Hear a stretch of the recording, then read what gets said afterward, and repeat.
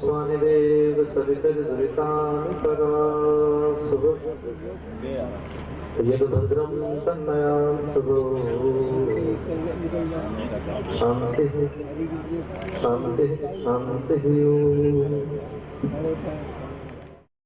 स्वामी ज्योतिगिरी जी महाराज का जो शिष्य मंडल है, उनके जो अनुयायी हैं, उनके जो सेवा सपरिया में जो आप सब लोग रहते हैं, उनके लिए बड़े मांगलिक पल है। इस पट्टाभिषेक के कार्यक्रम की कुछ विधि है, उल्लास है आपके भीतर अलग प्रकार का।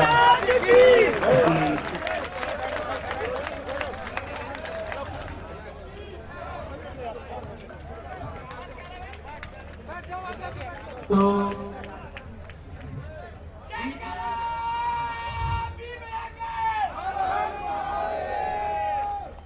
आपके आगे उल्लास बड़ा स्वाभाविक है।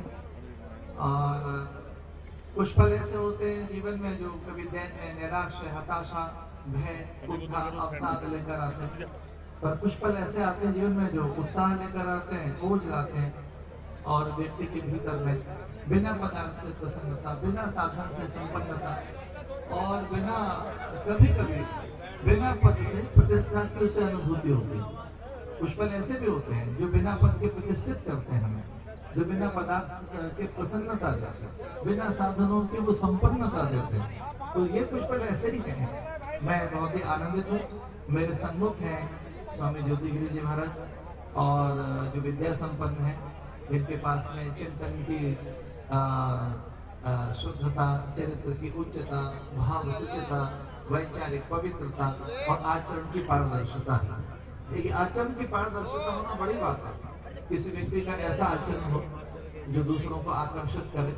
ये जो कुछ ऐसा युग है कि जब व्यक्ति के पास में भौतिकीय बल तो है, आर्थिक बल तो है, पदार्थों की प्रचुरता तो दिख रही है, साधनों की संपन्नता दिख रही है, पर एक आचरण की पारदर्शिता होना, नैतिक दृष्टि से व्यक्ति संपन्न हो, उसके पास में विद्या हो, उसके पास में सरलता हो, ये बड़ी बात है। तो एक सरल होना बड़ी बात है, निश्चल होना बड़ी बात है। अच्छा, साधन भी मुझे ऐसा लगता है कि सारे साधनों का एक ही सुफल है, और वह है अंतःकरण की पवित्रता। सारे साधनों का एक ही फल तो है कि हमारा अंतःकरण पवित्र हो। और भगवान शंकराचार्य ने तो यहाँ तक का गति मति गुण धर्म प्रकृति चित्त वित्त देह मन बुद्धि और जो कुछ विचार संस्कार है, इससे परे उठकर हूँ मैं चिदानंद रूप शिवोहम शिवोहम। तो ये महापुरुष हमारे पास बैठे हैं। मैं बहुत कुछ और भी धर्म चर्चा करना चाहता था, लेकिन ये काल प्रवचन का नहीं है, ये काल पट्टाभिषेक का है। तो ये वार्ता का काल नहीं है, संवाद का काल नहीं है, ये काल है संस्कार का। हमारी संस्कृति में 16 संस्कार बताए गए। पहला संस्कार है गर्भाधान संस्कार, जिसमें माता पिता के रजबीर के संयोग से शरीर के निर्माण का वो प्रथम काल गर्भाधान। पुंसवन संस्कार, सीमंतोन्नयन संस्कार, निष्कर्म संस्कार, इस प्रकार से अन्नप्राशन, कर्णछेदन, नामकरण, विवाह आदि, और उससे पहले विद्यारंभ, अक्षरारंभ, उपनयन, और अंत में एक संस्कार देह का किया जाता है। लेकिन ये जो संस्कार हो रहा है, ये पट्टाभिषेक का कार्यक्रम है, जिसमें श्री पंचदशनाम जूनागढ़ के लाखों यति कपि सन्यासी और गिरिकंदरों में बैठे हुए योगियों का एक प्रकार से हमें सूक्ष्म सानिध्य प्राप्त है। मैं भगवान दत्तात्रेय की परंपरा में, भगवान शंकराचार्य की परंपरा में हम यतियों के झुंड में आज एक यति को पाकर आनंदित हैं। एक छोटी सी बात कहनी है मैंने, जैसे हंस केवल मोती चुनता है। जो हंस होता है वो पंख में से, पंख कहते हैं कीचड़, तो हंस कीचड़ में से मोती चुन लेता है। जो माटी में से मोती चुन ले, कीचड़ में से मोती को चुन ले, उसे हंस कहते हैं। और परमहंस किसे कहते हैं? जो सामान्य झुंडों में से, मनुष्यों के झुंड में से योग्य अंतःकरण का चयन कर ले, उसे परमहंस कहते हैं। तो हंस और एक है परमहंस। जैसे हम सन्यासी 4 प्रकार के बताएंगे, कुटिचक, बहुधक, हंस, परमहंस। तो परमहंस कौन? जो उस चेतना का वर्णन कर ले, जो चेतना उन्नत कोटि की है। तो जितने परमहंस यहाँ साधु बैठे हुए हैं मंच पर, ये परमहंस साधु बैठे हैं मंच पर, हम परमहंस दीक्षा देते हैं। तो परमहंस साधु जितने बैठे हैं, ये आज एक उस चेतना का वर्णन करने आए हैं। उस चेतना का चयन किया है जिसके पास ज्योति है, प्रकाश है। ऐसे ज्योतिगिरी जी महाराज के पट्टाभिषेक में आकर मैं बहुत ही आनंदित हूँ। एक बात और कहनी है, केवल एक बात। कोई मुझसे पूछे कि कठिन क्या है, तो मैं कहना चाहूंगा कठिन एक ही है, और वह है अपने अंतःकरण का परिष्कार करना। तो स्वामी जी के सानिध्य में आप ये सब कार्य कर रहे हैं। अब हम पट्टाभिषेक विधि संपन्न करेंगे। कुछ आदरणीय हरिगिरी जी महाराज, प्रेमगिरी जी महाराज, आदरणीय सभापति उमाशंकर भारती जी और हमारे यशस्वी महामंडलेश्वर स्वामी कपिलपुरी जी महाराज मेरे साथ हैं, और अभी उनकी वो शुद्धि का कार्य कर रहे हैं, और फिर शंख से मैं उनका अभिषेक करूंगा। अभी उनके शुद्धि की जा रही है, और हमारे आचार्य लोग स्वस्ति वाचन करेंगे, और उसके बाद मैं उनका अभिषेक आरंभ करता हूँ।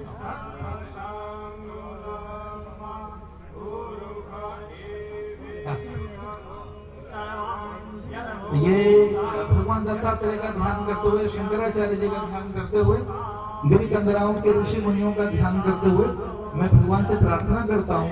इस जो शंख में जल है वो अभिमंत्रित जल किया हमने, इस जल के द्वारा उनमें प्राण प्रतिष्ठा की जा रही है। उनके भीतर की चेतना उन्नत हो और वह लोक कल्याण के लिए, जैवोद्धार के लिए अपनी संपूर्ण ऊर्जा का विनियोग कर सकें। तो ये पट्टाभिषेक आरंभ हो रहा है, आप धैर्य पूर्वक दर्शन कीजिए। और हमारे लोग वेद मंत्र कर रहे हैं आचार्य लोग।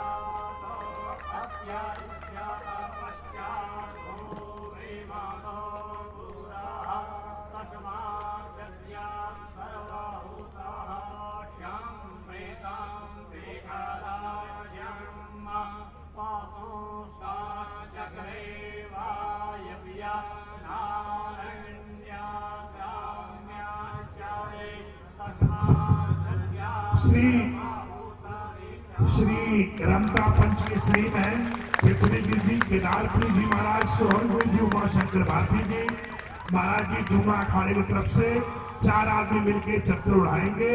आचार्य जी महाराज श्री जो है संलग्न रहेंगे। महाराज जी के द्वारा अभिषेक का कार्यक्रम जो है, अरे चक्कर दस्तान की चक्कर की तरफ से अखाड़ों की परंपरा है कि चक्कर उड़ाने के बाद ही मतलब जो है परंपराओं का पूरी तरह से निर्वाह होता है।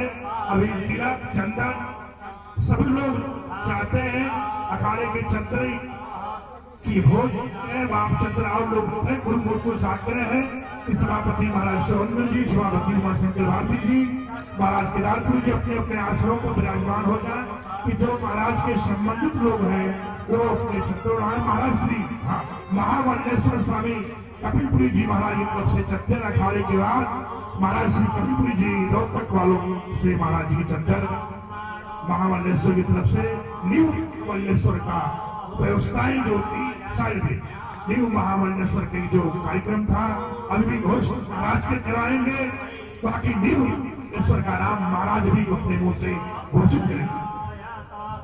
अभी हमारे आदरणीय हरिगिरी जी महाराज कह रहे थे कि उनकी घोषणा का काल हो गया है। मैं भगवान शंकराचार्य और दत्त भगवान का स्मरण करते हुए, माया देवी का स्मरण करते हुए यह घोषणा करता हूँ श्री पचदशनाम जमुना अखाड़े की ओर से कि आज से आदरणीय स्वामी ज्योतिगिरी जी महाराज, महामंडलेश्वर ज्योतिगिरी जी महाराज नियुक्त हुए, और हमारे अखाड़े के लोग उनका हाथ पकड़कर अब आसन पर बैठाएंगे। उनके महामंडलेश्वर पद की घोषणा करता हूँ।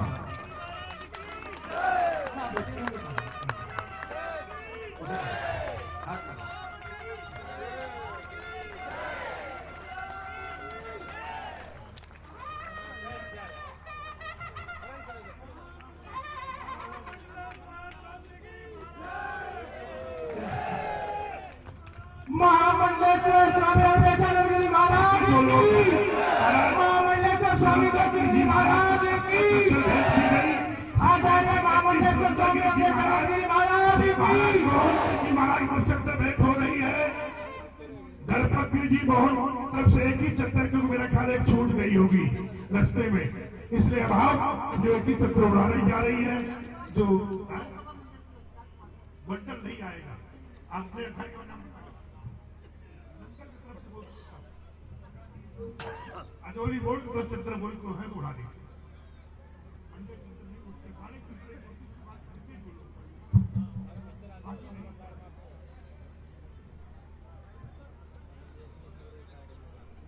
अब महाराज जी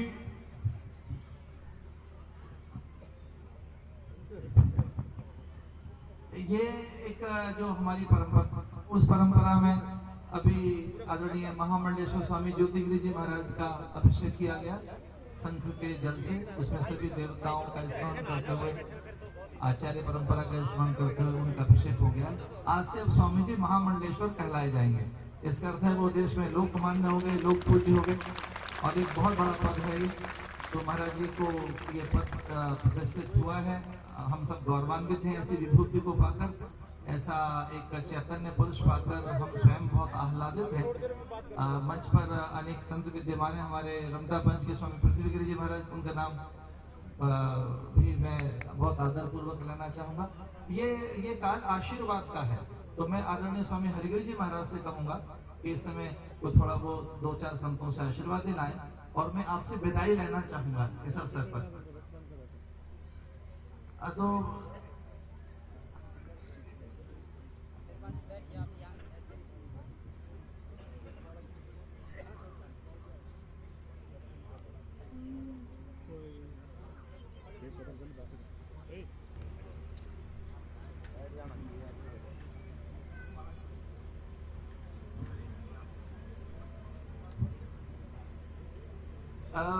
देखिए, एक बहुत सुंदर सी बात है कि, और वो ये है कि कोई मुझसे पूछे गीता क्या है, तो मैं कहना चाहूंगा गीता अवसाद से आनंद की यात्रा है। तो शब्द बहुत सीमित से शब्दों में भी कभी कभी एक स्फूर्ति पैदा की जा सकती है। जैसे एक नन्ही सी माचिस की तीली से उसकी चिंगारी से दीप जल जाता है, वैसे कुछ शब्द बहुत ज्यादा शब्द नहीं, जैसे कुछ नींबू की कुछ बूंदें दूध फाड़ देती हैं, एक साइनाइड नाम का विषय जो प्राण छीन लेता है। वैसे कुछ शब्दों में मैं ये कहना चाहूंगा कि ये काल बहुत आनंद का काल है। विशुद्ध ज्ञान देहाय त्रिवेदी दिव्य चक्षुषे श्रेय प्राप्त निमित्ता नमः सौमार्ग धारणे। जो सौम है, जो अमृत है, वो हमारे पास ही है, वह वैचारिक पवित्रता से प्राप्त हो जाता है। आज के प्रवचन में एक आपको सूत्र वाक्य दे रहा हूं, जिसे आप कभी स्मरण करना। हम क्या हैं? तो शास्त्र कहता है हम अपनी सोच का परिणाम है, हम अपने चिंतन का फल है। कोई पूछे कि हम क्या हैं, ये वर्तमान क्या है, तो वर्तमान कुछ नहीं है, हम अपने चिंतन का, अपनी सोच का, अपने विचारों का हम परिणाम है, विचारों का फल है। तो 2 चीजें हमेशा संभाल कर रखना, एक तो वैचारिक पवित्रता अपने पास रखना, और कर्म में निष्कामता। ये जन्म से 2 चीजें हमें प्राप्त हैं, याद रखना। ईश्वर ने हमको 2 चीजें बड़ी अद्भुत दी हैं। एक तो दिया कर्म की स्वतंत्रता, और दूसरी है चिंतन की स्वायत्तता। तो जिनके पास चिंतन की सकारात्मक चिंतन है, विधेयक चिंतन है, जिनका शुभ संकल्प है, वही कुछ कर पाते हैं। वेद कहता है तन्मे मना शुभ संकल्प मस्तु। तो जिनके पास शुभ संकल्प रहता है, जो निरंतर शुभ कर्मों में लगे रहते हैं, वही कुछ कर पाते हैं। इस अवसर पर मेरी बहुत मंगल कामनाएं। कुछ अधिकारी गणों का भी मंच की ओर आगमन हो रहा है, बड़ी प्रसन्नता की बात है। स्थानीय इस समय बल्कि 3 लोग विद्यमान है यहाँ, शासक, उपासक और प्रशासक। यहाँ 3 प्रकार के लोग विद्यमान है। तो कुछ अधिकारियों का भी आगमन हो रहा है। ये 2 बातें कभी भूलना मत, बड़ी महत्वपूर्ण है। मनुष्य को चिंतन की एक स्वतंत्रता प्राप्त है, चिंतन में हम स्वतंत्र हैं, और इसलिए अगर हमारे पास ठीक चिंतन है, हमारे पास विधेयक सोच है, तो हम कुछ भी प्राप्त कर सकते हैं। तो हम कुछ है नहीं, ये जो वर्तमान है ये भूतकाल की उपज है, ये भूतकाल का उत्पाद है जो वर्तमान है। तो जिनके पास में अच्छे कर्म रहे हैं, जिनके पास अच्छी सोच रही है, जो अच्छे संकल्प का प्राणी होता है, वह आनंद का भागीदार बन जाता है। और हमारी कोई पहली मांग है तो वो सुख वांछा है, सुखवांछा, और उससे भी पहले की कोई मांग है तो वो जिजीविषा है। व्यक्ति जीना चाहता है, लेकिन सुख पूर्वक जीना चाहता है, आनंद पूर्वक जीना चाहता है, निरापद होकर जीना चाहता है, निश्चिंत होकर, निर्भ्रांत होकर, निशंक होकर जीना चाहता है और आह्लादित होकर जीना चाहता है। ये जो आनंद है ये विचार की कोख में छुपा हुआ है। कोई मुझसे पूछे कि आनंद कब आएगा, प्रसन्नता कब आएगी, जीवन में संतुलन कब आएगा, शांति कब आएगी, तो उसका कोई अगर स्रोत है तो वह विचार है। इसलिए जो ठीक प्रकार के विचारों से व्यक्ति जुड़ा रहता है, जो शुभ विचारों के साथ जुड़ा रहता है, जो शुभ संकल्प के साथ जुड़ा रहता है, आनंद उसके आसपास में सिमटने लगता है, आनंद उसका द्वार खटखटाने लगता है। मैं बहुत ही आनंदित हूँ ये बात कहते हुए कि जूनागढ़ के अनेकों तपोमूर्ति यहाँ विद्यमान है, और इस अवसर पर मैं अपने शब्दों को सीमित करते हुए बहुत बहुत शुभकामनाएं देते हुए नव पट्टाभिषिक्त महामंडलेश्वर ज्योतिगिरी जी महाराज को और मेरे वाम पास में बैठे हमारे महामंडलेश्वर कपिलपुरी जी महाराज को, इन सबको बहुत शुभकामनाएं देते हुए मैं इस संपूर्ण अवसर पर आशीष उद्बोधन संपन्न हुआ, लेकिन एक धन्यवाद ज्ञापन और एक शिष्टाचार कहता है कि इस संपूर्ण कार्यक्रम में जो धन्यवाद विज्ञप्ति और एक शुभकामनाएं वो पूरे अखाड़े की ओर से हमारे स्वामी हरिगिरी जी महाराज को मैं माइक सौंपता हूँ कि वो इस प्रकार के एक उपसंहार के लिए एक धन्यवाद ज्ञापन, एक आशीष उद्बोधन या एक समाहार और एक संपूर्णता, एक देखिए पूजा में पहला काल होता है आवाहन का और एक बाद में विसर्जन होता है। तो आवाहन जितना आवश्यक है विसर्जन उतना ही महत्वपूर्ण है। तो इस विसर्जन के लिए ये जब यज्ञ हो चुका होता है तो यज्ञ के फल फूल समिधा, बिखरी हुई लकड़ियां, विभूति और भस्म, निर्माल्य, उनका भी तो विसर्जन होता है, वो बहुत महत्वपूर्ण होती है। तो एक है पूजा का काल आवाहन का, एक होती उत्तर पूजा, आह्वयामि स्थापयामि पूजयामि इह गच्छ इह तिष्ठ वरदो भव सुप्रसन्नो भव। तो कोई मुझसे पूछे कि वो लकड़ियां जो चूल्हे में जलती हैं वो क्या बन जाती हैं, राख बन जाती है, लेकिन जो लकड़ी समिधा बनकर हवन कुंड में जलती है वो राख नहीं बनती, वो भस्म विभूति बनती है। उसे साधु और भगवान मस्तक पर लगाते हैं अथवा उसे गंगा और अन्य पवित्र नदियों में उसको प्रवाहित किया जाता है। तो एक काल होता है वो विसर्जन का काल, उपसंहार काल जिसे कहते हैं, पूर्णता का काल जिसे कहें। जब यज्ञ संपन्न हो गया अब जो विभूति है उसका विसर्जन किया जाए, कार्यक्रम संपन्न हो गया तो किस प्रकार से विराम दिया जाए, तो विराम काल, उपसंहार काल अथवा समापन काल अथवा पूर्णता की वेला, विसर्जन वेला, जिसे कृतज्ञता व्यक्त कहें अथवा धन्यवाद विज्ञप्ति कहें और उसे समाहार कहें और उसे अंग्रेजी में कहते हैं वाइंड अप करना, उसे पूरा करना। तो उसके लिए मैं हमारे अखाड़ा परिषद के महामंत्री स्वामी हरिगिरी जी महाराज को माइक सौंपता हूँ कि वो कुछ पल अपनी बात कहकर और इसको संपन्न करें। मैं पुनः अपने नए मंडलेश्वर जी को शुभकामनाएं देते हुए अपने अध्यक्ष उद्बोधन को विराम कर रहा हूं और विसर्जन के लिए माइक दे रहा हूं हरिगिरी जी महाराज को।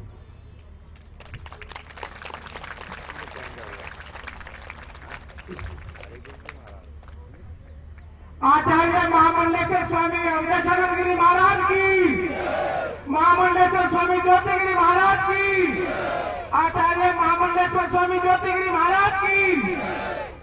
हमारे हरिगिरी जी महाराज कह रहे हैं कि मैं उनकी तरफ से 5 मिनट और बोलूं, तो ये जो 5 मिनट हैं ये 3 बातों को सुनाने के लिए समर्पित है। ये ध्यान रखना, मन वचन कर्म, मनसा वाचा कर्मणा। शास्त्र कहते हैं महात्मा कौन है, मनस्से तुम, वचस्से तुम, कर्मण्ये तुम महात्मना।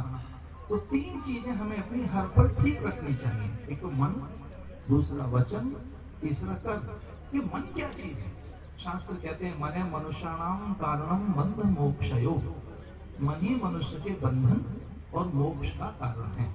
कोई पूछे मन क्या है, तो मन विचारों की कोटली है, जहाँ विचार रहते हैं वो मन है, जहाँ विषयों के प्रति एक निरंतर अभिप्सा रहती है, विषयों के प्रति, विषयों को भोगने की जो एक आकांक्षा रहती है, जो हर पल की अभिप्सा है, हर पल की उत्सुकता है, हर पल की विषय के साथ जुड़कर सुख वांछा है, उसी का नाम मन है। तो एक मन की परिभाषा में कर रहा था और नए ढंग से, क्योंकि कुछ लोग नोट कर रहे हैं यहाँ पर, कुछ पत्रकार लोग तो एक मन की नए ढंग से व्याख्या करना चाह रहा था मैं। मन कैसे कहेंगे? जो अनुकूलताओं के संचय और प्रतिकूलता के परिहार में संलग्न है वही मन। जो अनुकूलताओं के संचय में और प्रतिकूलताओं के परिहार में, जो हर पल अनुकूलताएं चाहता है, पदार्थों से, व्यक्ति से, ऋतु से, पड़ोसी से, प्रकृति से, भाग्य से। कुछ लोग हर पल अनुकूलताएं चाहते हैं। मन क्या चाहता है? परिवर्तन चाहता है। तो एक चीज ऐसी है जिसे तत्काल ठीक करना चाहिए, और वो है मन। ये अनुकूलताएं चाहता है, परिवर्तन चाहता है, ये सुखद परिवर्तन चाहता है, सम्मान चाहता है, शीर्षस्थ होना चाहता है, शिखरस्थ होना चाहता है। हर प्रकार की अनुकूलताओं का आकांक्षी है मन। कौन कौन सी अनुकूलताएं? प्रकृति अनुकूल रहे, पड़ोसी अनुकूल रहे, परिवार अनुकूल रहे, संतति अनुकूल रहे, देह अनुकूल रहे, भाग्य अनुकूल रहे, भगवान अनुकूल रहे। ये मन है क्या? जो हर पल अनुकूलताएं चाहता है, हर जगह से अनुकूलताएं। एक चीज नहीं चाहता ये प्रतिकूलताएं नहीं चाहता। तो मन की स्वाभाविक मांग क्या है? कहते हैं मन की स्वाभाविक मांग सुख है, सुख वांछा, सुख की वांछा करता है। इसलिए बहुत से लोग व्रत करते हुए मिलेंगे आपको कि भाई हम तो मनोकामना पूर्ति के लिए व्रत कर रहे हैं, मनोसिद्धि के लिए व्रत कर रहे हैं। अच्छा, कुछ लोगों को तो व्रत ही वो अच्छे लगते हैं जो मनोकामना पूरी कर दे। वो व्रत बहुत अच्छे लगते हैं, मनोकामना की पूर्ति होगी, मनोरथ सिद्धि हो जाएगी, मन वांछा की पूर्ति होती है। इस व्रत से मन की कामना पूरी हो जाती है, इस व्रत से मन की सिद्धि हो जाती है। तो इसका मन क्या है? मन जो सुखावांछी है, रसान्वेषी है, जो सत्ता चाहता है, सुंदरता चाहता है, जो विभूति चाहता है, वैभव चाहता है, संपदा चाहता है। अच्छा, मन किसे कहेंगे? जो हर पल सुख के आशय और उसके आभास में जीता है। एक बहुत अच्छा शास्त्रीय शब्द है, क्योंकि हम बहुत विद्वान मंच पर बैठे हैं और आज उनका कुछ सुनने का मन है मुझसे, तो एक मैं सुंदर सी बात सुना रहा हूँ। मन एक ही चीज का नाम है, जो सुखाभास के आश्रय में जीता है, जो सुखाभास के आश्रय में जीता है। सुखाभास, एक आभास होता रहता है ना सुख का, सुख का और सौंदर्य का, सत्ता का, ऐश्वर्य का। जहाँ आभास है, जहाँ जरा सा भी एक कोई आभास है, झलक लगी कि यहाँ से सुख मिलेगा, यहाँ से सम्मान मिलेगा, यहाँ से सौंदर्यता मिलेगी, यहाँ से अनुकूलता मिलेगी। तो जो सुख के आभास में जीता है वो है मन। ये सुख का आभास क्या है? पतंजलि कहते हैं सुखानुसाई राग। राग क्या है? What is attachment? What is attachment? Attachment माने आसक्ति। हम क्यों आसक्त हो जाते हैं किसी में? हमें कोई चीज क्यों अच्छी लगने लगती है? हम किसी को क्यों चाहने लगते हैं? किसी को पाने के लिए हम इतने प्रयत्न क्यों करते हैं? उसके लिए इतना संघर्ष हम क्यों करते हैं? उसके लिए सब कुछ हम क्यों न्यौछावर कर देते हैं? क्योंकि उसमें हमारी आसक्ति है। सुखानुसाई राग, जिस वस्तु में हमारा राग है, इसका अर्थ है वो वस्तु सुख देने वाली है। एक और बात, दुखानुसाई द्वेष, इस वस्तु से द्वेष हो जाता है जो दुख का कारण है। तो दो चीजों को हम ठीक करने में लगे, एक तो सुख को पाने में लगे और दूसरा दुख के नाश में लगे हैं कि दुख हमारे पास न रहे। अच्छा, बहुत प्रयत्न करने के बाद भी जिसको अपने द्वार से खदेड़ नहीं पाए उसका नाम दुख है। बहुत प्रयत्न करके भी अपने आंगन से जिसे भगा नहीं पाए उसका नाम वेदना है, उसका नाम अवसाद है, उसका नाम चिंता है, अथवा उसका नाम दैन्य है, अथवा उसका नाम निराशा है। तो किस चीज से ठीक होता है मन? ये ध्यान रखना। मन विचार है, मन आकांक्षा है, स्पृहा है, लालसा है, मन सुखाभास है अथवा अनुकूलताओं का संचय है और प्रतिकूलताओं का परिहार है। एक ही चीज से मन ठीक हो सकता है और वह है विचार। अगर आप सही विचार, सद्विचार, शुभ विचार, सकारात्मक विचार, विधेयक विचार के साथ जुड़ जाएं तो धीरे धीरे मन फिल्टर हो जाएगा, मन कुछ वैसा हो जाएगा जो सही हो जाए। ये ध्यान रखना, जो ये पेट्रोल और डीजल है ये बहुत कच्चा तेल होता है। रिफाइनरी में से बहता है, पाइपलाइन में से कच्चा तेल बहते बहते जब खूब बहने लगता है तो डीजल बन जाता है, जब और ज्यादा बह जाता है तो पेट्रोल बन जाता है, जब और उसे रिफाइन कर दिया जाता है तो व्हाइट पेट्रोल, और भी बहुत जब रिफाइन कर देते हैं तो जेल और जेली बन जाता है, और रिफाइन कर दो तो फेस क्रीम बन जाता है। लोग गोरेपन के लिए उसे चेहरे पे लपेटने लगते हैं। वो कच्चा तेल लेकिन वो साफ हो गया, इतना साफ हो गया कि वो सौंदर्य प्रसाधन का साधन बन गया। तो वैसे ही विचार है, विचारों में फिल्ट्रेशन लगाएंगे। अगर आप सच में आनंद के भागीदार बनना चाहते हैं तो एक मन अपना ठीक रखो, मन को सकारात्मक सोच दो। दूसरा है वचन। अपनी वाणी को भी ठीक रखें। मधुवातारेतायते मधुक्षरन्ति सिंधव, ये वेद का मंत्र मुझे बहुत अच्छा लगता है। जब कभी मैं कथा करता हूँ तो इसकी बड़ी अच्छी व्याख्या कभी मेरे मुंह से निकलती है जो मुझे आनंदित करती है। वो कौन सी है? मधुवातारेतायते मधुक्षरन्ति सिंधव। अपनी जिह्वा पर मधु रखो, अपनी जिह्वा पर शहद रखो। हम किसी को गुड़ न भी दे सकें तो कम से कम गुड़ जैसी बात तो करें। हमारी जिह्वा पर सधे, संतुलित, नपे हुए, व्यवस्थित और अनुशासित शब्द होने चाहिए। कभी कभी शब्द भी एक अनुशासन चाहते हैं। इसलिए शास्त्रों ने कहा ये ध्यान रखना, आप अच्छा तभी बोल पाएंगे जब आप अच्छा सुनेंगे। वेद ने ये कभी नहीं कहा कि अच्छा बोलो, वेद ने कहा पहले सुनो। किसकी सुनो? श्रोत्रिय सत्पुरुषों की। इसे वेद का एक अद्भुत मंत्र है, और वो मंत्र क्या है? भद्रं कर्णेभिः शृणुयाम देवा भद्रं पश्येमाक्षभिर्यजत्राः। वेद कहता है कि सबसे पहले सुनो। किससे सुने? श्रोत्रिय सत्पुरुषों से। तो सुनने से बोलना आ जाएगा, सुनने से करना आ जाएगा, सुनने से सोचना आ जाएगा, सुनने से जीना आ जाएगा। जो सुनना है उस सुनने से आपको बोलना आ जाएगा कि कैसे बोले, कैसे सोचे, कैसे करें, कैसे कहें। तो मधुवातारेतायते मधुक्षरन्ति सिंधव। जो लोग ये कहते हैं कि अच्छा मीठा बोलो, मीठा तभी बोल सकते हो जब मीठा चिंतन हो, जब मीठे विचार हो, जब मीठी सोच हो। तो ये जो मीठा बोलना है, सही बोलना है, कब आएगा? जिह्वाग्रे वर्तते हरिति अक्षरद्वयम्। अच्छा वही बोल पाता है जिसकी जिह्वा के अग्रभाग पर भगवान का नाम रहता है, अथवा जिसके पास ज्ञान है। बिना भगवदीय सत्ता के आप अच्छा कुछ कर नहीं सकते। तो तीन चीजें मैंने बताई, मन, वचन और कर्म। एक तो मन ठीक रखो, दूसरा वचन आपके ठीक हो। अच्छा, दो आपने कभी स्वर सुने होंगे, दो स्वर, एक है कागा का स्वर, एक है कोकिल का स्वर, कोयल का स्वर। आप जानते हैं दोनों स्वरों में क्या है अर्थ? एक स्वर अतिथि के आगमन की आहट लेकर आता है। मुंडेर पर जब एक स्वर बोल रहा होता है तो अतिथि के आगमन का संकेत दे रहा है, अतिथि के आगमन की आहट लेकर आया है, अपने प्रियजनों के आने की सूचना लेकर आया है। और उसे कंकड़ी लेकर भगा देते हैं, क्योंकि स्वर तीखा है, कर्कश है, स्वर में मिष्टता नहीं है। स्वर संयोग का स्वर तो है लेकिन मिष्ट नहीं है, मीठा नहीं है। एक दूसरा स्वर है कोयल का।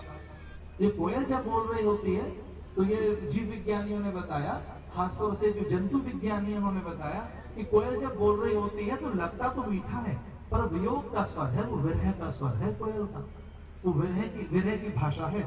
लेकिन विरह में भी व्यक्ति कितना मीठा बोल सकता है। तो कोयल का चूंकि मीठा स्वर है इसलिए मान्य है, भले वो विरह का स्वर है। और जो संयोग का स्वर है चूंकि वो कर्कश है इसलिए मान्य नहीं। तो कोई पूछे क्या करना चाहिए, ये तो अच्छा सुनना शुरू करो, एक अच्छा बोलना शुरू करो, एक अच्छा सोचना शुरू करो। एक तीसरी चीज और कह रहा था, कर्म अच्छा करना शुरू करो। एक अनुष्ठान 15 मिनट का रोज किया करो, प्रतिदिन 15 मिनट लगाओ अपने ऊपर। 5-5 मिनट के 3 काम बता रहे हैं आपको। पहले 5 मिनट अच्छा सोचो। ये 5 मिनट कुछ अच्छा सोचने के लिए है। हमारे भीतर को वायरस तो नहीं घुस गया। वो संयोग से मेरे आसपास का जो सारा मेरे आसपास साधु महात्मा रहते हैं, उनके पास कंप्यूटर भी रहता है। तो कभी मैं भी उस पर बैठ जाता हूँ तो कहते हैं महाराज इसमें एंटीवायरस लगाया हुआ है। इसका अर्थ है कि एक वायरस अगर कंप्यूटर में घुस गया तो पूरे कंप्यूटर को ध्वस्त कर देगा। वो एक विषाणु, एक कीटाणु, एक रोगाणु। आप कल्पना कर सकते हैं एक बीज के भीतर क्या छुपा हुआ? एक बीज के भीतर। ये मंच पर बैठे हुए संत हैं, मैं इनसे ध्यान चाहता हूँ, कृपया इस बात पे ध्यान दें। एक बीज के अंदर फल, फूल, गोंद, छाल, छाया, वलकल, हरितिमा, पुष्प, तना, इतना कुछ छुपा हुआ एक बीज के अंदर। एक बीज धरती में अगर डाल दिया जाए, उसे ऋतु की अनुकूलता मिल जाए तो विशाल विटक वो बन जाता है, विशाल वृक्ष बन जाता है वो एक बीज। ठीक उसी प्रकार से शास्त्र कहते हैं कि अपने कान में कोई गलत विचार बीज न पड़े। वेद ने एक और मंत्र दिया, ओम विश्वानि देव सवितर दुरितानि परासुव यद भद्रम तन्न आसुव। अरे मन एक ही काम कर, जो अच्छा है उसे इकट्ठा कर, अच्छा सोच, तो अच्छी सोच वाला बन, तेरे पास अच्छे विचार आने चाहिए। इसे जो 3 ये काम कर लेते हैं, पहला कौन सा? अच्छा सोचो पहले 5 मिनट। अच्छा अपने डेवलपमेंट के लिए, अपने विकास के लिए, अपने उत्थान के लिए, अपने को अच्छा बनाने के लिए, अपने भीतर की चिंताओं के समाहार के लिए, अपने भीतर के द्वंद्व और दैन्य के नाश के लिए, अपने भीतर की विकलता, व्याकुलता, उत्तेजना के शमन के लिए, और अपने भीतर की उस एक प्रकार की निराशा के लिए भी, जिसे डिप्रेशन कहते हैं। अमेरिका में हर तीसरा व्यक्ति आत्महत्या करना चाहता है। ये अमेरिका के आंकड़े, मैं नहीं बोल रहा हूं कि अमेरिका का अमेरिकन ऐसा कह रहे हैं कि हर तीसरा व्यक्ति मरना चाहता है, और हम यहाँ मरना नहीं चाहते। हम क्यों आत्महत्या करें? इतनी संपन्नता, इतना विकास, इतनी भौतिकी प्रगति, फिर व्यक्ति इतना भीतर से खोखला है।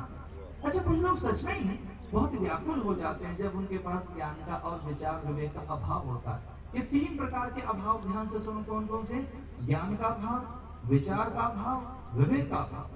तो जिनके पास विवेक का अभाव रहता है, विचार का अभाव रहता है, ज्ञान का अभाव रहता है, वो डिप्रेशन पैदा होती रहती है, अवसाद, स्ट्रेस पैदा होता रहता है। तो स्ट्रेस डिस्ट्रेसिंग के लिए अच्छा सोचो, और अच्छा सोचेंगे तब जब आप अच्छा सुनेंगे। इसलिए कभी सत्संग में जाया करो। सत्संग में जाने से आपकी अच्छी सोच बनेगी, आपका पुष्ट मन बनेगा, वाणी अच्छी बनेगी, और आप कुछ अच्छा भी कर पाएंगे।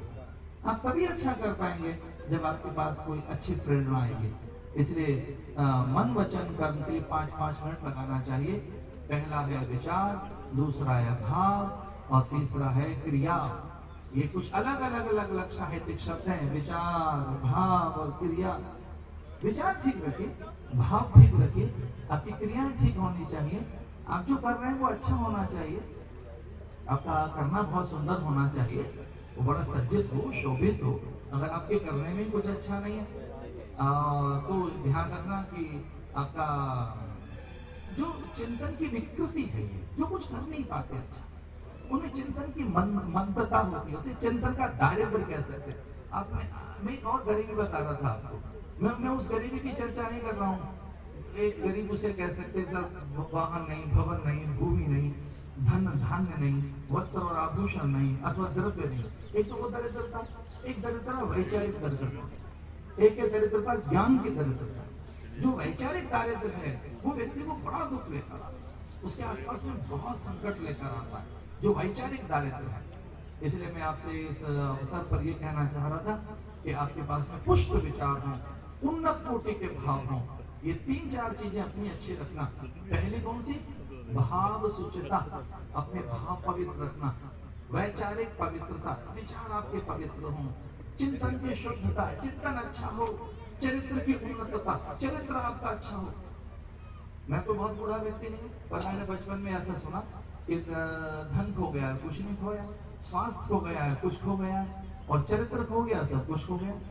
लेकिन आज बिल्कुल उल्टी बात है कि जिसके पास धन है वो बड़ा आदमी है, जिसके पास संपन्न, जिसके पास साधन है वो बड़ा आदमी। तो कोई साधन से बड़ापन कभी नहीं रहा। एक नई बात सुनना जरा, और इसे याद रखना, इस धरती पर आज तक, अभी तक अर्थ से कोई व्यक्ति प्रतिष्ठित नहीं हुआ है, क्योंकि अर्थ के मानक आगे पीछे गिरते रहते हैं।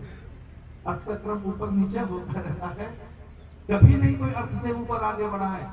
किसी व्यक्ति की पूजा इस धरती पर हुई तो उस व्यक्ति की, जिसके पास चरित्र था, शील और संयम, सदाचार, नैतिकता, अथवा इसने त्याग किया, बलिदान किया, उत्सर्ग किया है, अथवा इसकी उदारता के कारण जिसने अपनी धरा का दान कर दिया हो, वो व्यक्ति प्रतिष्ठित रहा। इस धरती पर अर्थ से किसी को प्रतिष्ठा नहीं मिली, कभी नहीं। और अर्थ से कभी कोई प्रतिष्ठित नहीं रहा। इस व्यक्ति को प्रतिष्ठा मिली है तो मिली है उसे चरित्र से। तो ये एक छोटी सी भाव में बात कह रहा था कि क्या चीजें ठीक रखनी है? वैचारिक पवित्रता, भाव सुचिता, चिंतन की शुद्धता, चरित्र की उन्नतता। ये चिंता आपको होनी चाहिए कि मेरा चरित्र उन्नत कोटि का है कि नहीं। अच्छा, एक और फैशन है कि हम सुंदर दिखें, अरे शूरवीर बन। ये चिंता क्यों होनी चाहिए कि हम सुंदर दिखें? हमारा अंतःकरण सुंदर है कि नहीं, हमारे अंतःकरण में एक शुद्धता है कि नहीं। एक और चीज मैं बता रहा था, वह आचरण की पारदर्शिता, transparency of the life. Transparent life should be, transparent life should be, honest life should be, reliable, loyal, efficient. यहाँ कभी कभी 2-4 मुझे खाकी वर्दी में भी लोग दिख रहे हैं। पुलिस का शब्द भी यही है, बहुत ही पॉलिश वर्ड है। पुलिस माने पोलाइट, लीनियंट, एफिशिएंट, जो बहुत एफिशिएंट हो। पुलिस का मतलब ये डराना नहीं है। पुलिस जो है इंटरनेशनल वर्ड है पुलिस, तो पुलिस में पहला आता है पोलाइट, सॉफ्ट, हल्के। पुलिस ओबीडिएंट, लीनियंसी, एफिशिएंसी और बहुत कमिटमेंट। अपने भीतर में हम इतने जागरूक हों, जो पुलिस के लिए बताए, इतने सतर्क हैं, अपने भीतर में चौकन्नापन रहे कि हमें कोई ऐसा विचार तो नहीं आ गया, कोई ऐसा भाव तो नहीं आ गया है जो हमारे चरित्र को, चिंतन को, हमारी उच्चता को जो मंद कर सके। तो हमें बहुत सहज होना चाहिए, बहुत ही पोलाइट, बहुत हल्का फुल्का सहज होना चाहिए, बहुत ही आज्ञाकारी रहे हम, सिद्धांतों के अनुगत रहे हम। एक और चीज रहे, हम अपने शील के प्रति सतर्क रहे। एक छोटी सी कथा कहकर, बहुत लघु कथा, 2-3 मिनट की, मैं अपने शब्दों को विराम पाकर ले जाऊंगा। तो ये भागवत की कथा है। एक दिन सहसा प्रहलाद के भीतर से एक दिव्य प्रकाश आविर्भूत हुआ। ये भागवत की कथा सुना रहा हूं। प्रहलाद के भीतर में से एक दिव्य प्रकाश निकला। ऐसा लगा प्रहलाद को कि जैसे उसकी संपूर्ण काया में से तेज निकल गया हो, उसकी भिप्ति, उसकी आभा चली गई हो। ऐसा लगा जैसे प्राण निकल गए। और वो धीरे धीरे जब प्रकाश बाहर निकला उनके शरीर में से, तो एक आकार बन गया, एक देव पुरुष प्रकट हो गया। पूछा प्रहलाद ने, आप कौन है जो मेरे भीतर में से निकले हैं? मेरे रोम रोम में से निकलकर आप बाहर खड़े हो गए, आप कौन हैं? तब उसने कहा कि मैं लक्ष्मी हूं, पहचान मुझे, मैं लक्ष्मी हूं। धीरे धीरे करके देखा कि लक्ष्मी जी प्रकट हो गई और अब मैं तुझे छोड़कर जा रही हूं। तो विचार करने लगा कि लक्ष्मी मुझे क्यों छोड़ रही, मुझसे क्या खोट हो गया, मैंने कौन सा ऐसा दुराचार किया, मुझसे अपकर्म क्या हो गया, मैंने पाप कर्म क्या कर लिया जो मुझे लक्ष्मी त्याग कर जा रही है। वो आंखें मूंद कर बैठ गया, लक्ष्मी जी चली गई। थोड़ी देर के बाद तो एक और प्रकाश निकला प्रहलाद के शरीर में से। पूछा प्रहलाद ने, अरे तुम कौन हो जो मेरा सब कुछ छीन कर लेकर जा रहे हो? तुम कौन हो, क्यों निकल रहे हो मुझ में से? तो उसने कहा, भैया मैं दान हूं, अब तेरे पास धन तो रहा नहीं, अब तू दान भी क्या देगा, तो मैं निकल रहा हूं। अब दान भी चला गया। उसने विचार किया मेरी उदारता चली गई। फिर देखा कि सब कुछ जैसे जा रहा है, बस केवल अस्थि मात्र रह गए। पूछा, रे तुम कौन हो जो आप ही निकल रहे हो? तो उसने कहा, मैं यश हूं, अब मैं यश हूं और अब तेरा यश भी चला जाएगा, कीर्ति भी चली जाएगी, तेरी जय जयकार और जो तुझे तेरे लिए पूरे संसार में स्वीकृति है वो भी, तेरी मान्यता भी खंडित हो जाएगी। तो उसे विचार आया कि लक्ष्मी जी चली गई, दान गया, मेरी कीर्ति जा रही है, मुझे विचार करना चाहिए कि मुझ में क्या खोट है। लेकिन सहसा ऐसा लगा कि अब तो केवल कुछ प्राण रह गए और शरीर का नाश हो जाएगा, सब कुछ खो जाएगा। एक अद्भुत प्रकाश निकला, जैसा लगा कि नाड़ियां जैसे चीरते हुए निकला हो, रक्त की धमनियां फट गई हो। ऐसा लगा पूरे शरीर में एक कंपन हुआ, अब शरीर नहीं रहेगा। अब लगा कि बस अब जीवन खत्म। शरीर में से अद्भुत शक्ति निकली और जैसे वो अद्भुत शक्ति निकली तो वो निष्प्राण जैसा हो गया, निश्चेष्ट हो गया। लगा कि अब कुछ नहीं रहा। तब उसने हाथ जोड़कर विनती कि आप कौन हैं? तब उसने कहा, मैं शील हूं, शील, मैं तुझे छोड़कर जा रहा हूं। उसके चरण पकड़ लिए प्रहलाद ने, कहा कि मैं अपने प्राण दे दूंगा, जीवन दे दूंगा, मैं आपको नहीं त्याग सकता। तो उसने शील ने कहा कि जब तू लक्ष्मी जी की तेने वंदना नहीं की, उसने कहा लक्ष्मी आने जाने वाली चीज है, लक्ष्मी रहे न रहे, मेरे पास धन रहेगा तो मैं दान दूंगा, लेकिन मैं शील और सत्य को नहीं त्याग सकता। मैं सत्य को कैसे त्याग सकता हूँ? इसलिए मैं आपको नहीं त्याग सकता। तो शील ने कहा, जब तू मुझे नहीं त्याग सकता तो मैं भी नहीं त्याग रहा हूँ तुझे, मैं भी तेरे साथ रहूंगा। तो शील फिर से शरीर में चला गया और देखा जब शील शरीर में चला गया, सत्य शरीर में फिर से चला गया, मन बुद्धि में, तो लक्ष्मी जी भी आ गई। पूछा प्रहलाद ने कि आप तो मुझे त्याग कर जा रही थी? तब लक्ष्मी ने कहा, नहीं नहीं, जहाँ सत्य रहता है और मैं उसकी संगिनी हूँ, मैं उसकी सहचरी हूँ, मैं उसकी धर्मणी हूँ, मैं उसके चरणों में रहती हूँ। जहाँ सत्य रहता है मैं उसके बिना नहीं रह सकती। तो लक्ष्मी जी भी आ गई, फिर वो यश भी वापस आ गया और एक प्रकार से दान और सारी चीजें वापस आ गई। इतना ध्यान रखना आपके जीवन में से शील न चला जाए। शील, आप अपने सत्य को सुरक्षित रखना, अपनी पवित्रता को सहेज कर रखना। जो व्यक्ति शांत रहना चाहता है, आनंदित रहना चाहता है, यशस्वी बनना चाहता है, जो इस जीवन का सुख लेना चाहता है, उसके लिए एक ही उपदेश है कि वो सत्य को कभी न त्यागे, वो धर्म को कभी न छोड़े, उसके आसपास में संयम बना रहे। जिसके पास संयम नहीं, शील नहीं, सदाचार नहीं, नैतिकता नहीं, जिसके पास में विद्या नहीं, विचार नहीं, विवेक नहीं, जिसके पास में ज्ञान नहीं, संत सेवा नहीं, भगवत भजन नहीं, वो व्यक्ति पशु जैसा ही है, और हम में और पशुओं में कोई बहुत अंतर भी नहीं है। आहार निद्रा भय मैथुनम, वो भी आहार लेते हैं, वो भी सोते हैं, उनका भी विस्तार होता है, वो भी डरते हैं, वो सारी चीजें हमें भी हैं। तो हम केवल इसलिए उन्नत कोटि के हैं कि हमारे पास विचार है, शील है। तो हमारे गिरी जी महाराज ने मुझे उत्साहित कर दिया, तेरा स्वामी कुछ बोलिए। तो मैं तो वक्ता हूँ, और एक ऐसा वक्ता हूँ जो एक स्लॉट में 3 घंटे से कम नहीं बोलता हूँ। जो मेरा स्लॉट है वो 3 आवर का होता है, क्योंकि मैं कथा व्यास हूँ। तो लेकिन ये एक तरीके से मैं औषधियों के जगत का भी बोध रखता हूँ। एक कैप्सूल होता है, उसमें एक छोटा सा कैप्सूल, छोटी सी टैबलेट भी काफी होती है, तो वो भी एक प्रकार से रक्त के साथ घुलकर एक प्रभाव पैदा कर देती है। तो हमारे मंच पर बैठे हमारे हरिगिरी जी महाराज को प्रसन्नता हुई आज, और मुझसे कह स्वामी कुछ सुना दीजिए, आज कुछ बोल दीजिए।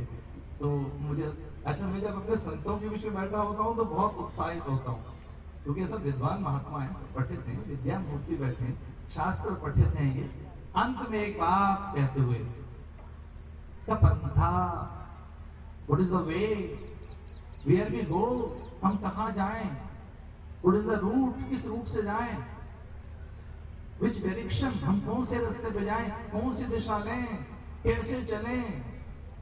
ये पूछा शास्त्र में, हम कैसे चलें, कहाँ जाएं, क्या करें, किस रास्ते पे चलें, का पन्था, what is the way, route कौन सा हो, विच डायरेक्शन, कौन सी दिशा में जाएं, का पन्था।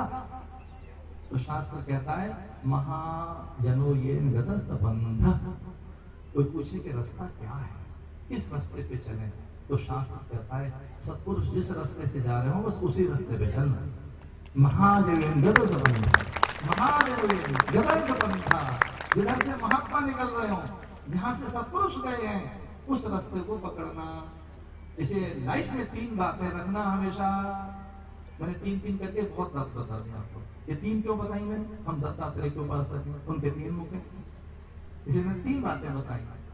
बार बार 3 चीजें जोड़ता रहा, आज भी 3 चीजें जोड़ रहा हूँ लास्ट में, अंत में। कौन सी, पंथा, कौन सा पंथ में, महाजनो ये पंथा, किस रास्ते पे चले जिसमें महात्मा गए हों, और वो कौन सा पंथ होता है, शास्त्र सम्मत। और तीसरी बात, गुरु द्वारा उपदेशित।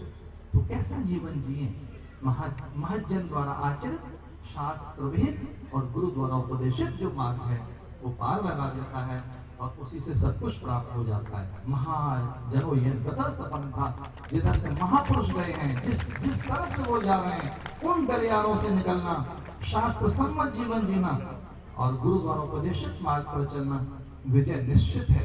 जीवन का लाभ, जीवन की उच्चता, जीवन में धन्यता, जीवन में श्रेष्ठता, जीवन में सफलता उन्हीं को हाथ लगी जो इस तरह से निकले हैं। मैं ज्योतिगिरी जी महाराज, महामंडलेश्वर ज्योतिगिरी जी महाराज के इन अनुयायियों को देखकर हर्षित हूँ, और इस अवसर पर अखाड़ा प्रसन्न चित्त है। ये बड़ी बात है कि अखाड़ा का जो मुखमंडल है, ये पूरा अखाड़ा जो बैठा है, ये बहुत ही प्रसन्न है संत इस समय। अरे साधुओं को ले देकर दान दक्षिणा देकर खुश नहीं किया जा सकता, ये बहुत कुछ है इनके पास में। जो मंच पे बैठे लोग हैं, तो कुछ कमी नहीं है, ये दान दक्षिणा और के सम्मान के भूखे नहीं है। इनके पीछे शासन प्रशासन के लोग, कुंभ में मैंने देखा है किस तरह से इनकी प्रसन्नता के लिए वो दौड़ भाग करते देखे हैं मैंने। तो जो मंच पर बैठे हैं हमारे महात्मा, दान दक्षिणा के भूखे नहीं है, इन्हें कुछ चाहिए नहीं, ये कुछ और तरीके के साधु बैठे, और आज ये बिना किसी कारण के अगर प्रसन्न है, इसका अर्थ है आपकी धरती का ये सद्भाग्य है, ये महात्मा प्रसन्न कर रहे हैं।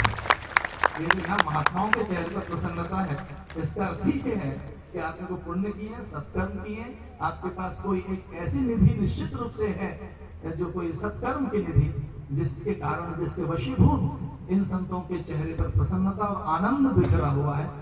मैं बहुत हर्षित हूँ ये बात कहते हुए। पूरा खाना हमारे यहाँ बैठा है, इसमें से जितनी मैंने बात कही है, कोई एक चीज ले लेना, कोई एक सूत्र पकड़ लेना। और जैसे आपने तिजोरी में धन रखा हो, तो तिजोरी महंगी है, धन महंगा है, तो बहुत महंगा धन तिजोरी में रखते हैं, तिजोरी सस्ती होती है। अच्छा, तिजोरी में जो ताला है वो तो और भी सस्ता है, और ताले में जो चाबी है वो और भी सस्ती होती है, लेकिन आदमी चाबी संभाल के रखता है, सूत्र संभाल के रखता है। इसलिए अगर आपको सच्ची निधि चाहिए तो कभी ये विचार सूत्र संभाल के रखना, इससे कभी आपके आनंद का ताला खुल जाएगा और आपकी वो अक्षय निधि जो आपको प्राप्त है आनंद के रूप में, ओज ऊर्जा के रूप में, वो आपको मिल जाएगी। और एक अंतिम वाक्य कहते हुए, एकदम अंतिम वाक्य कहते हुए अपने शब्दों को विराम दे रहा हूं। ये अपने नए सन्यासियों को बता रहा हूं अंतिम वाक्य, याद रखेंगे। आत्मविश्वास ही सफलता की कुंजी है और वो आत्मविश्वास बिना भक्ति के, बिना गुरु भक्ति के, बिना भगवत भक्ति के प्राप्त नहीं होता। इसलिए self confidence is the key of success. कोई पूछे कि व्हाट इज द की मानी चाबी, चाबी कहाँ है भाई? तो कुठारी भंडार पर चाबी देखी गई, 4 बारी आधी चाबी। तो सफलता की कुंजी क्या है? What is the key of success? सफलता की चाबी क्या है? सेल्फ कॉन्फिडेंस, जो आत्मविश्वास है, वही सफलता की कुंजी है। और वो बिना भगवान की भक्ति के, बिना सेवा सिमरन के, बिना सत्संग के प्राप्त नहीं होता। वो बिना गुरु चरणों के प्राप्त नहीं होता। तो सत्संग में लगे रहना। इन्हीं शब्दों के साथ वेद ये कहता है, अंत में ऐसा बोलना चाहिए, ओम पूर्णमदः पूर्णमिदं पूर्णाद पूर्णमुदच्यते पूर्णस्य पूर्णमादाय पूर्णमेवावशिष्यते। ओम शांति शांति शांति। ओम। फिर भी वो विसर्जन के जो फूल प्रवाहित होने हैं, जो फिर भी जो कुछ बची कुची है विभूति जो अब प्रवाहित होनी है, वो करेंगे हमारे आदरणीय महामंत्री अखाड़ा परिषद के पूज्य स्वामी हरिगिरि जी का। बस आज महाराज श्री जी के आपने जीवन का जो एक शब्द भी याद कर लिया, निश्चित आपका जीवन जो है अपने मोक्ष की ओर जाने में किसी प्रकार की कोई बाधाएं नहीं होगी। क्योंकि बुद्धि रूपी लगाम, ज्ञान रूपी घोड़ा, ये शरीर रूपी जो मन, और जो जब तक मन के ऊपर लगाम नहीं होगा वो बुद्धि रूपी लगाम जरूरी है, और ज्ञान रूपी घोड़ा, जब भी ये रथ को सही दिशा में लेके जाया सकता है। तो महाराज श्री का जो हुआ, अब पंगत का समय है, और पंगत का समय होने के कारण सभी साधु संतों को कहा जाता है जहाँ पंगत की व्यवस्था है, और तुरंत ही जो जूना अखाड़े के पदाधिकारीगण हैं वो भोजन करेंगे और तत्काल मेरे कमरे में मिलेंगे, और उनकी जो व्यवस्थाएं होंगी मार्ग व्यय वगैरह का, और जो भी कोई व्यवस्थाएं होंगी हमसे डायरेक्ट बात करेंगे। ओम नमः पार्वती पते हर हर महादेव। बोलिए सद्गुरुदेव भगवान की, धर्म की, धर्म की, अधर्म का, अधर्म का, प्राणियों में, प्राणियों में, विश्व का, विश्व का, गौ माता की, भारत माता की, सत्य सनातन धर्म की, जूना अखाड़ा की, हर